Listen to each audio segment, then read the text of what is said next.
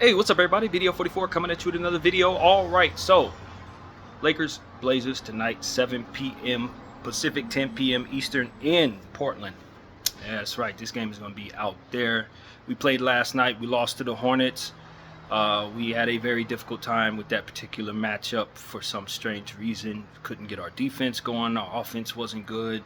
We were just bad all the way around as a basketball team, if I'm being completely honest with you. Wasn't pretty. But we got to forget about that and get straight to Portland. Now, Portland has a lot of people on the injury report, as I'm looking at here. Ayton is out. Jeremy Grant is a game-time decision. Scoot is a game-time decision. Justin Minaya is a game-time decision. I have no idea who that is. Matisse Thybulle's out.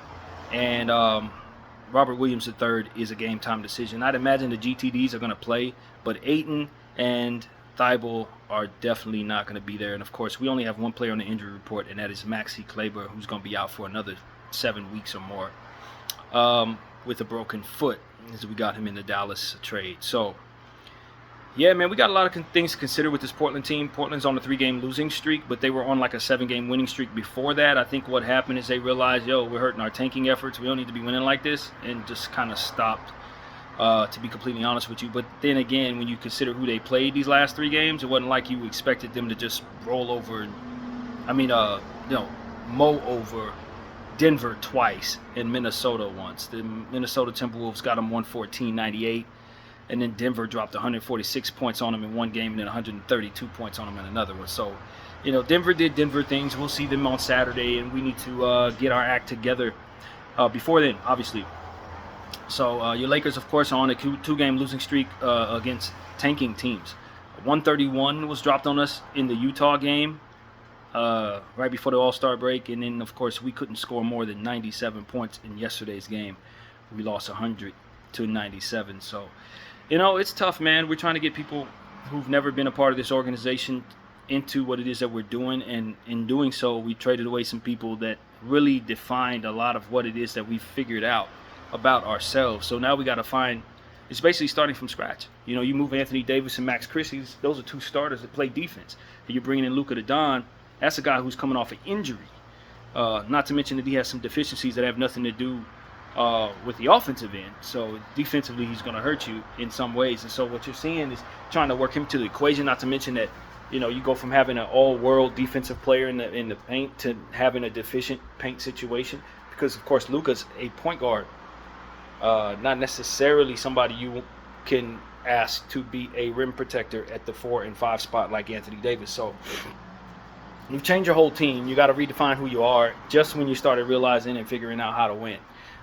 That's tough, but it's a necessary evil given the fact that this was a trade that we felt we must make. To bring in Luka Doncic. Now, he has not looked good. We are not going to argue about that. He's looked his worst, as a fact, but he hasn't played since Christmas. He's already not really in great shape. And, some of his deficiencies do cater to the deficiencies of the remaining roster. Defensively, we got other guys who can't defend. So trying to find rotations that make sense is a struggle once again. And we're kind of back to square one where we had 2 deficient backcourt players. But only the problem is now you don't have Anthony Davis to make up for any of those mistakes. So the problem is even worse. So that is the problem that we've been running into over the last couple of games. Our defense has been bad. Our offense has been bad. The fit has been bad. And the team has been bad because of it. So that's what's going on with the Lakers. As far as the Blazers are concerned, like we said, they've been playing some games as of late that they just could not win. Against the Denver Nuggets, you ain't beating them, bro. You ain't beating them. In one game, we will work backwards. The last game they played in, Jamal Murray walked away with 55 points on 20 of 36 shootings from the field, 7 of 15 from the field. 55 for Jamal Murray. Triple-double as usual from Jokic. 26 points, 10 assists, 15 rebounds, 2 steals. Zeke Naji starting to get worked into the equation, which is smart given the fact he's on such a terrible contract. They do need to play him. 16 points, 3 steals, 4 blocks there, so that was a really good game for Zeke. Christian Brown, 21 points, 10 rebounds, 6 assists. He's developed well. He's breaking out right now. 7 of 13 shooting from the field, 2 of 4 from behind the arc. And then Julian Strawther gave him 11 points and 5 rebounds to go along with an assist and a block. So, Denver Nuggets just dropped a whole lot on them boys. Anthony Simons went for 26. Donovan Clingan had 20 boards. 10 of them were offensive boards. 3 blocks go along with that as well. Big game from Donovan in that one. Denny went for 14 points, and Toumani Camara went for 13. Walker had a really good game. 6 of 7 from the field, 3 of 3 from behind the arc, 17 points, 2 steals, 7 boards, and an assist. We got to be careful with Walker. That dude can really play. They kind of give him minutes here and there, but every time I've seen him play, he's been really, really good. So be careful with Jabari Walker. If he's going to be a part of their rotation, he can hurt you. Shaedon Sharpe had 14 points, 7 assists, 4 rebounds. He's also a big-time player. Didn't shoot that well in that one, though. 1 of 6 from behind the arc, 5 of 15 from the field. And Delano Blanton, 5 of 13 from the field, 3 of 8 from behind the arc, 14 points in that game. So they dropped 121 points on Denver, but unfortunately Denver dropped 132, and that is more. So they did lose. And, you know, they shot, Denver shot 51% from the field. Portland shot 45% from the field, 36% from the 3, and 39% from the 3 for the Denver Nuggets. So, you know, both of these teams shot fairly well. You know, the Denver Nuggets won the boards by 4, but the Portland Trailblazers did have 14 boards on the offensive end. A lot of that had to do with, of course, Clingan getting 10 of them. So this was a big rebounding game for both teams. 12 turnovers for the Blazers, 14 for the Nuggets, but the Blazers did get 21 points off of those turnovers. So they got the Nuggets in transition. That's something we need to pay attention to. We did well in that category yesterday against the Hornets. We need to get our defense going against this Portland Trailblazer team, though, if we want to keep them from doing so to us. And keep that nugget in mind when we come up against the Nuggets soon. So that's the gist of that particular matchup. The one before that, of course, was against the Nuggets, as we've said. And, of course, the Nuggets dropped 146 points, as we already stated, on them in that one. Wow. Let's see the stats. It's telling me what? That Delano Blanton had 22 points, so he's on a bit of a heater right now. Delano Blanton, 6 of 16 from the field, 3 of 7 from the 3, and got to the line 9 times, hit 7 of them. So we need to be careful with Delano Blanton. He's a player that we thought was going to be a scratch last time we played the Portland Trailblazers, but they ended up playing him. He's having a bigger role right now. That's what we need to understand.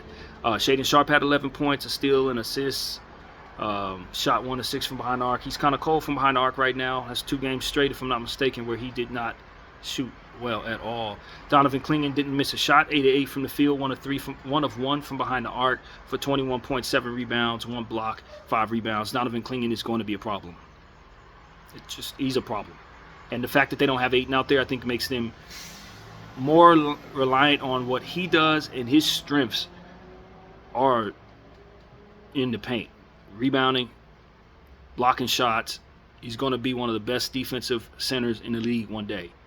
And so, Donovan Clingan, if we're not aware, we will be tonight, especially since he's on his building and they're giving him the minutes. Yeah, be aware. Be very aware of the second half of the season with Donovan Clingan. Anthony Simons had 17 points, 4 assists, 5 of 13 from the field, 3 of 7 from behind the arc. Ayton had 10 points in that one, did not record a board at all. No boards in 19 minutes of play, 5 of 9 from the field, though. I wonder if he got hurt in this game. 19 minutes is a little, I don't know. Denny Avdija, 34 minutes, 5 of 12 from the field, 2 of 4 from behind the arc, 16 points, 8 assists, 6 rebounds, 1 steal. This is somebody who can light it up from multiple places.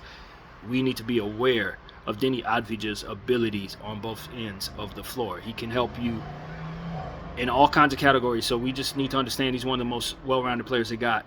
And Toumani Camara, in my opinion, probably their best perimeter defender. 2 steals, 2 assists, 6 rebounds, 6 points, 4 4 defensive rebounds. So, yeah, Toumani Camara is a player that you got to be very careful with. He has a lot of athleticism. He's growing into his body, and he is going to be a problem tonight. Number 33, keep an eye on Toumani Camara. He is going to make life hard on us tonight. I see it coming. So that's really what it was for that particular game. Let's see. I didn't go to the team stats, but a little rusty. To be honest with you, having a week off didn't help. Yeah, the Nuggets shot 65% from the field in that game. 60 of 91. That's pretty stellar. 32% from the 3, 8 of 25. And Portland shot 45% from the field, 40 of 88, and 40% from the 3, 15 of 37. Nuggets won the board by 5, 38 to 33. Wow, 44 assists for the Denver Nuggets. That is pretty damn substantial, to say the least. 25 for the Blazers, 12 steals for the Nuggets, 4 for the Blazers, 2 blocks for the Nuggets, 4 for the Blazers, 16 turnovers for the Blazers, 10 for the Nuggets, and 28 points off of turnovers conceded off of turnovers. So the Nuggets destroyed them in transition. Off of those 16 turnovers, absolutely destroyed them. Hit a lot of threes in transition, my guess was. 29 points in the paint for the Nuggets to 12 for the Blazers, and 88 points in the paint for the Nuggets, 46 for the Blazers. That is really substantial, but it's not the first time I've seen the Nuggets do that. They can drop 100 points in the paint. I've seen it before. 146 to 111, 117. That's the Nuggets for you, man. That's the Nuggets. It's hard to beat a team like that, even when you're playing well. So that's what happened. They just got just slaughtered by the Nuggets in Denver, altitude, both of those games. Before that, they had a game against the Minnesota Timberwolves where Anthony Edwards, if I'm not mistaken, did not play. I don't think Ant-Man was even on the floor, and they were missing somebody else too in Minnesota as well. No Ant-Man, no Conley, no Randall, and still really balled out. Jaden McDaniels, who's on a heater right now, had 30 points, 10 rebounds, 4 assists on 12 of 17 from the field. Jaden McDaniels is playing the best ball of his career right now. Rudy Gobert, 4 of 6 from the field, 7 of 10 from the free throw line, 15 points, 11 rebounds there. 23 for Naz Reid. He really went off. 5 of 9 from the 3, 9 of 16 from the field, 23 points, 2 steals, 2 assists, and 8 rebounds. We all know Naz Reid. He always kills us. He killed the Blazers too.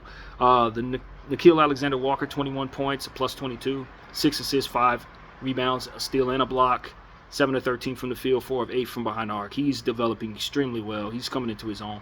Rob Dillingham getting some minutes, 4 of 12 from the field, 0 of 4 from behind the arc, 8.6 assists, 1 steal. And let's see. Clark got 32 minutes. I don't even know who that is. Jalen Clark, I'm not familiar. You might be a rookie. But they gave him 32 minutes in this game, and he went for 11 points and 3 boards. And that's kind of the gist of what they got from their bench for the Minnesota Timberwolves. The Blazers went for 21 points for Simons, 5 assists there on 9 of 21 shooting, 3 of 11 from behind arc. That ain't gonna cut it. Shaedon Sharpe, 1 of 6 from the 3, 6 of 14 from the field. The 1 of for Shaedon is being a thing.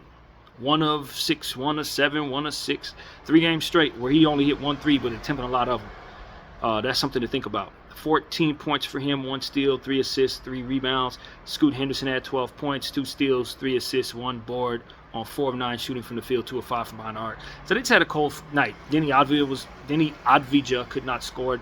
1 of 8 from the field, 0 of 4 from behind the arc. He did get to the line 6 times, hit all of those, and got 8 points, a block, a steal, 4 assists, and 3 rebounds. Jeremy Grant had 14 points, 2 steals, assists, 2 boards, a block, 5 of 15 from the field, 0 of 6 from behind the arc, starting to sense a theme. And Tamani Kamara went for 4 of 9 from the field, 8 points, 3 steals, 7 boards there. Just fouled out somehow in this game as well. So you saw a bad 3-point shooting Blazer team, man. They shot 7 of 35 from the 3, and that won't cut it. 40% from the field, 37 of 92, just not going to cut it. 52% from the field for the Timberwolves, 43 of 82, and 35% from the 3, 10 of 28 for the Timberwolves. Both teams shot terrible from the free throw line, 64% for the Wolves, and they still won. 18 to 20 out of 28. They missed 10 free throws in this game and still won. That's not something you're going to see very often. And the Blazers shot 77% for 17 to 22 there from the line. The Blazers won the rebound total, had 16 offensive rebounds, 45 to 43.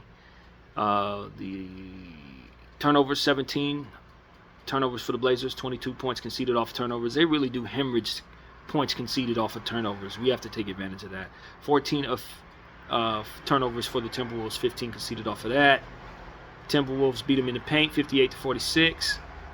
And that is pretty much the stats that I think matter in this game. So they just shot poorly from behind the arc. You can't win that way.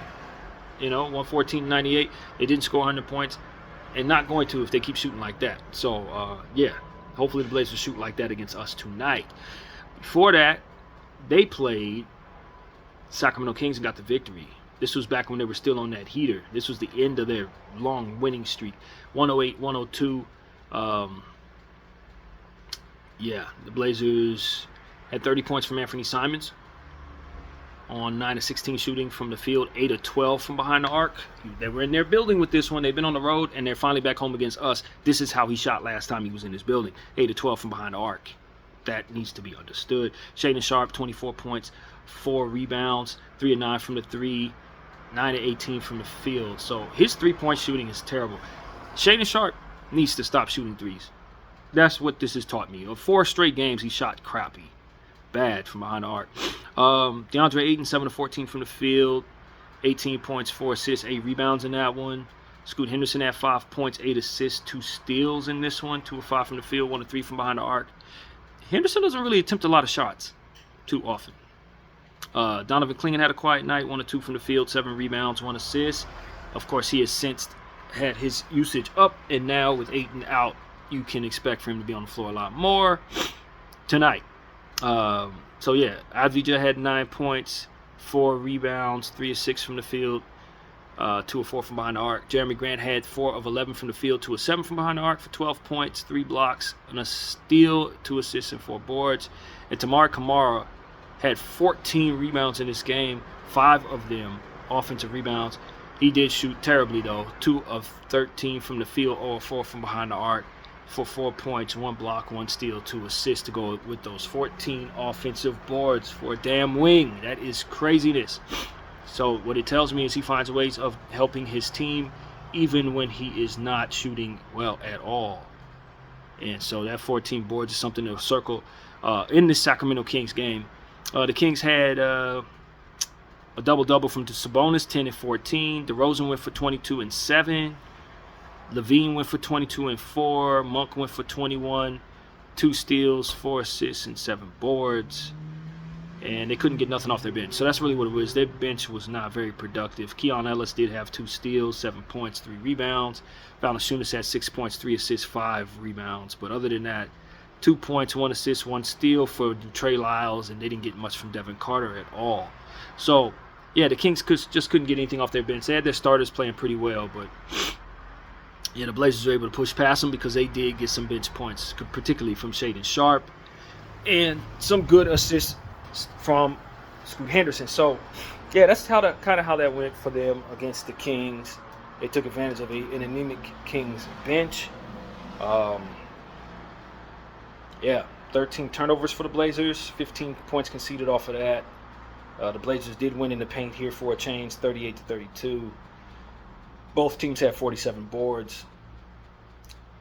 The Blazers shot 40% from behind the arc, so that was better for them at home, 16 of 40. 43% from the field, 39 and 90. That's not good. But the Kings shot worse, 42% from the field, 37 to 88, and the Kings shot 33% from the 3, 10 of 30. So, yeah, they just hit more threes, shot a little better. That was pretty much it, to be honest with you. That was pretty much it. So, that's what it was for that particular game. And then, of course, the highlight that we saw before that was against the Pacers, for which I didn't watch this go around because we had done homework on this game when we played the Pacers last week. So, it was no need for me to watch those highlights. But the box score tells me that the Blazers were still on their heater. They really played well. 17 points for Shaedon Sharpe off the bench, 3 steals and 4 rebounds to go along with it. 1 of 7 from behind the arc, 6 of 17 from the field. I'm leaving him back there. This boy been shooting bad from the 3 every night, and he ain't got no conscience. He just keeps shooting. That's what they tell him to do. Have at it, young fella. But you're going to have to prove to me that you can hit more than 1 3-point shot in a basketball game. Because there's only been 1 game out of these 5 that you've hit more than 1 shot, and you keep attempting like 7 of them a night. That is a waste of possessions. That's bad coaching, Billups. Stop having that kid shoot so many damn threes. You'll be better for it. Scoot Henderson had a fantastic game against the Indiana Pacers off the bench. 17 points, a plus 31. 5 assists, 8 boards. 3 of 5 from behind the arc, 7 of 13 from the field. So this is a really good Scoot Henderson game. Robert Williams, hadn't said his name too much. 11 boards, 3 assists, 2 blocks there. 3 offensive rebounds on 2 of 5 shooting from the field, plus 19. So they had a lot of bench production. That's what you see here. There's a lot of bench production. Toumani Camara went for 13 points, a steal, a block, 2 assists, 7 boards, plus 33 there. They really blew the Indiana Pacers out. So Anthony Simons had 22 points, 7 assists, 3 rebounds. DeAndre Ayton had 8 points, 9 rebounds, 2 assists, 2 steals, and a block on 4 of 8 shooting from the field. And Denny Avdija had another cold night there. 2 of 9 from the field, 1 of 6 from behind the arc. 6 points, 4 rebounds, and an assist on 5 turnovers as well. So Denny's kind of been cold. If we notice how he was playing these last couple of games, he's been really, really cold. Not a good Denny week at all. And the Pacers scored 89 points, so you know it wasn't a whole lot of production. 16 points for Siakam, 17 for Nembhard, 12 for Mathurin, 14 for McConnell, and nobody else scored over double figures. Whole lot of bad there. Whole lot of bad shooting left, I'd imagine. 20% from the 3, yeah, the Pacers shot poorly. 5 of 24 from the 3. 42% from the field. 34 of 81 was the total. And the Blazers shot 44% from the field. 41 of 92 and 37% from the 3. 14 of 37. They killed them on the boards. The Blazers demolished the Pacers, 51 to 39 on the board. 16 offensive rebounds for the Blazers, 14 for the Pacers. And turnovers, 19 turnovers for both of these teams, but the Pacers gave up 28 points in their turnover efforts, and the Blazers only gave up 12. So that's really the difference. The Blazers got back in transition off of their turnovers significantly better than the Indiana Pacers, and that's kind of what you see there. So, yeah, that is the score. Kill them on the boards, kill them in transition, play better defense. You know, Blazers at one point throughout the course of this stretch where they won, 6 or 7 games in a row, they were the best defense in the NBA. So that is a nugget for us. And the games that they won were versus the Blazers, versus the Magic, versus the Suns, versus the Suns, versus the Pacers, versus the Kings. What does that tell you? They won all of those games at home. You didn't hear me say at all. They went on the road for 3 games, and now they're back at home against us. So if that isn't something to consider, I don't know what is. The Blazers killed everybody in their building, and they haven't been home since. So now they come back home against a struggling Laker team. What do you think they're going to do to us? That's what I ask all of you. And they've been playing against the Nuggets for the last 2 nights. And they've been scoring 117 and 121 against those Nuggets. That means they're playing on higher difficulty. This is a night I don't like us. I don't like us at all. Given how we just came off a back-to-back loss to the Hornets and couldn't score more than 97 points. And we got to see this team that's been winning all their games at home, and now they see the Nuggets for 2 games in a row and play well against the Nuggets on the offensive end when we can't score and they can defend. Oh, this is bad. I'm telling you, it's bad. Everything in my basketball mind is telling me the Lakers aren't going to win this game unless they do something that they haven't been able to do. And so this is one of them games where it's like, look, you think you're playing against a bad team, but the evidence tells you that you are not favored tonight. You are not favored tonight. So I don't know if they want to rest Bron on the back-to-back. I don't know if they want to rest Luke on the back-to-back. I would suggest they don't. In fact, I would treat this game about as serious as I would treat the Nuggets game. Because what the evidence tells me is that this team plays great. They beat everybody at home. They can't beat nobody on the road, but who do they see on the road? They were in altitude. You know what I'm saying? Minnesota and Denver twice. So, and now they back at home? Okay. That's what I got to say. So this right here, you can't even call this a trap game. If you call this a trap game, you ain't doing no studying. The homework we just showed us right now tells us this ain't no trap game. This is a game where if you don't play your best, you're going to get beat. That's what game this is. So that's what I'm telling y'all. The Lakers will be wearing, I believe, their yellow uniforms tonight. Let me see. Yeah, we're wearing yellow on the road. And the Blazers will be wearing their black Rip City jerseys, which I think have a alternate floor to go along with it. I think that looks pretty snazzy, to be honest with you. And yeah, man, we gotta be aware. Be absolutely aware, because you just lost to the Utah Jazz and the Hornets, and now you about to play Portland at home when they're on a 6-game home winning streak. They've been playing in altitude. Like they could be tired. This is their first game back from the All-Star break. So that's a nugget that can help us. But they've been killing everybody at home, man.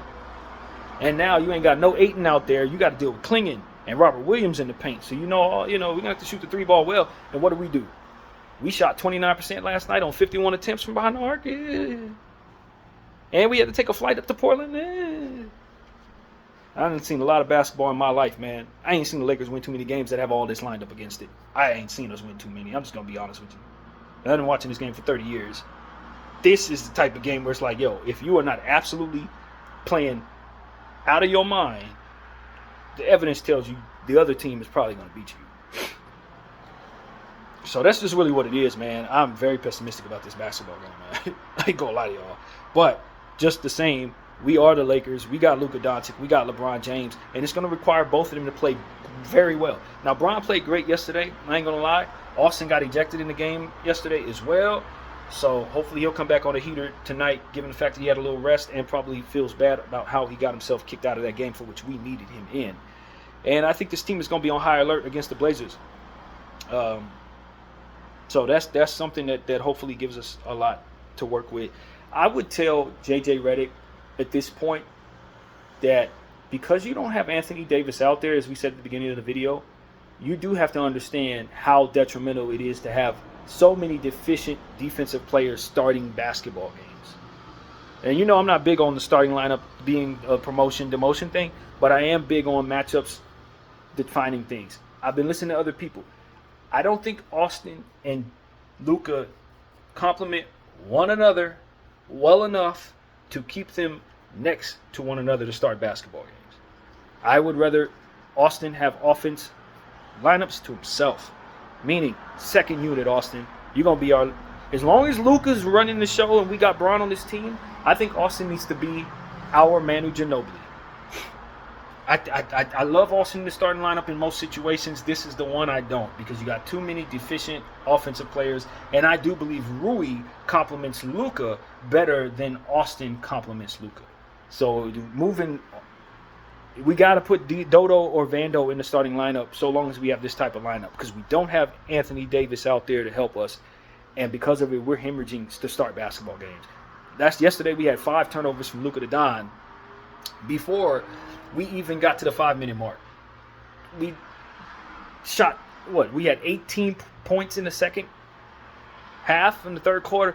Like, that was craziness, man. The way that we were anemic against that Hornets team last night, if you bring that against a tough Trailblazer team, they're going to play you hard and they're going to beat you. And the Nuggets, we're not ready for the Nuggets. So it's like, if we don't want to go on a 4-game losing streak, we're going to have to make adjustments that allow us to play to our strengths. And if we're going to have 4 players that don't play defense in the starting lineup, actually it's 5 to be honest with you. Jackson Hayes is not the greatest defender. So you got Jackson Hayes, Rui Hachimura, LeBron James, Austin Reeves, and Luka Doncic. You can't defend. You can't defend. You have to try to supplement some more defense and sacrifice some offense in that starting lineup in order to balance out what you now are faced with. Because that crap didn't work when we had Anthony Davis and we were doing that with Austin and D'Lo. It's definitely not. I think D'Lo may be a better defender than Luka right now. You see what I'm saying? And with no Anthony Davis, it makes it even worse. The problem that we were dealing with, that we're trying to find solutions for, ain't no Max Christie walking through that door. You don't have it. So it's like you got to find ways of utilizing those defensive players a bit more, even if it means sitting some people that you would rather not be asked to sit. So I'm with everybody who's saying that. I think JJ needs to get into that right now. There is a thin line between what he's trying to balance, which is production versus chemistry. And I know you don't want to tell people who haven't earned a demotion to sit, but if it's going to be us losing games because we don't have the right people in the lineup to give us enough to defend this league, then you're still going to have those same people upset for different reasons. Rui can accept being on the bench if it means that his team can be more successful. He still can get his looks. Same thing with Austin. Austin played off the bench, man. He's a low-maintenance guy. I know he don't like having his situation diminished like this, but, our ceiling is much higher with Luka Doncic on our team right now, and I don't think there's any doubt about that. So we need to just find ways of making this team fit a bit better. And if we're not removing Luka from the starting lineup, then to me, you have to remove Austin from it at this point, so that you can get Dodo or Vando in there, man. Or your defense is going to suffer. And against a team like Portland, they've been scoring a lot of points. They've been scoring a lot of points. And so that's adjustment I think he should look to make tonight. And if he does it, it won't shock me if we struggle, man. And this is the thing that our organization has done. We have waited too long to do certain things. That's been our MO. It's what has cost us in the LeBron James era. Needing so much data before we make decisions that ultimately the data we have is showing us we need to make. I don't think we should make that decision with the starting lineup. You need to get Dodo in there, JJ. Everybody's telling you that. I'm telling you that. You need to get him in there, bro. I would say Vando, but I trust Dodo to stretch the floor a bit better. And that's why I think it's probably a little better to put Dodo in there. But I love what I saw from Vando over the last couple of games. In fact, we gave him too few minutes in yesterday's game, in my opinion, for the effort that he was showing. He's running well. He's jumping around. He's looking like Vanderbilt. It's time to up his minutes. Put it like this, and this is something that I really believe. We're doing the opposite things as it pertains to Vando and Luka. We're upping Luka's minutes when he's clearly not ready for that. We are keeping Vando's minutes diminished when it looks like his conditioning shows us he's ready for his minutes to go up. I think we should pull back some of Luka's minutes. He don't look good condition-wise. He looked like he's still ailing. I saw him grimace when it came to that that injury that he's suffering from, that calf injury. We got to be careful. You do not want that to turn into a Achilles yard. So his conditioning is not that of somebody who's ready to play ball like this. Not with no 33 minutes to play. He ain't ready. He is huffing and puffing, running up and down the floor. He's already in bad shape to begin with. So you got to understand that even though you haven't had this guy for the last 5 years, you got to trust what people have been telling you about him. He ain't in shape. So you need to temper his minutes back. Do not have him playing in back-to-backs. And get him in a condition program for his body and for his nutrition. And you got to be patient and let that stuff work into the equation. Because if you're asking him to play like you've been asking him to play, injuries are coming. And not small ones either. So that's what I would tell the Lake organization. You've invested a lot in this kid. And you want to make him happy by not pulling back his minutes. But you also have to respect that investment was not something that the team that had him they felt was worth it because he wasn't in shape. And so you got to get him in shape, or that investment is just as poor for you. That's the truth. And I believe that we're going to get him in shape. Y'all know I'm not speaking out of both sides of my mouth when I say this. There's a process. Not being in shape, putting in the work, and letting the shape come into you gradually. It's going to take a couple months. We can't ask him to do this overnight, y'all. And for the time being, he is out of shape. And I know he's working his way back from injury, but even that version of him was out of shape. The shape that he's in is out of shape for the way that we like to run. And for the condition that our athletes are used to being in. So we got to respect that we're starting from day one with a guy, and he's just not ready. And we're going to need him to be ready, but he's not ready. So we got to work with that.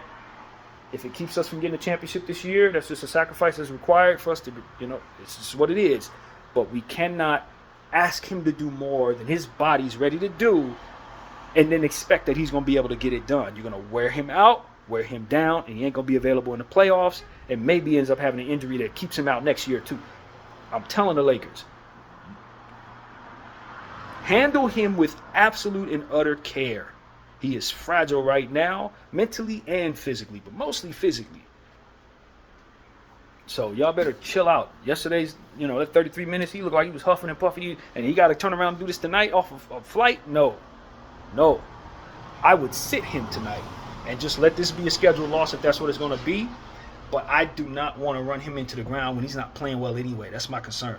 You got to balance out him getting used to his teammates, which is important, requires him to be on the floor. But you got to balance out the fact that he's not in shape and could eventually wear down while trying to get in shape, which is something we can't allow.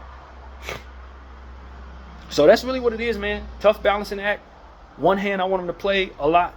On the other hand, I think it's smart that he doesn't. And that's just what I think there. It's a tough spot.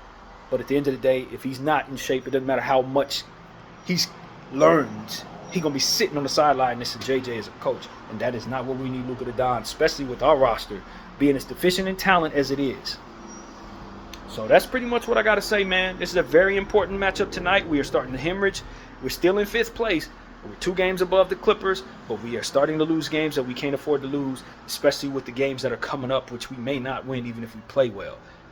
Chemistry is important. Luka's conditioning is important. LeBron James' timeline is important. Something has to give. Our defense is important. Something is given, and it shouldn't be in that regard. We got to get our defensive players in the lineup. We got to figure out our rotations much better, which, hey, it is what it is. It's a new team. JJ had figured out the old roster, and then we blew it up, basically. Now you got to figure out the new roster, and it requires entirely different stuff, and it's going to require patience, but the standings are suffering even with us having patience, and that is something that, if we're going all in for this season, is a problem. BDL 44, I thank you all for watching.